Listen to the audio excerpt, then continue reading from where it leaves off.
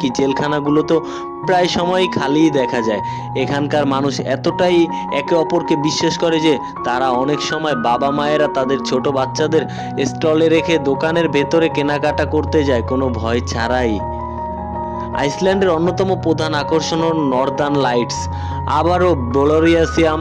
শীতের অন্ধকার আকাশে যখন সবুজ বেগুনি আর লাল রঙের আলো দেখা যায় নাচ করে, তখন মনে হয় আপনি অন্য একটি গ্রহে চলে আসছেন। আবার গ্রীষ্মকালে ঠিক উল্টো চিত্র দেখতে পাবেন আপনিও। তখন আকাশে 24 ঘন্টায় আলোকিত থাকে, যাকে বলা হয় মিডনাইট সান বা মধ্যরাতের সূর্য। অর্থাৎ রাত 12টা বাজে আপনি বাহিরে রোদের মধ্যে ফুটবল খেলতে পারবেন। আইসল্যান্ডের ব্লু লাগোন সারা বিশ্বে বিখ্যাত।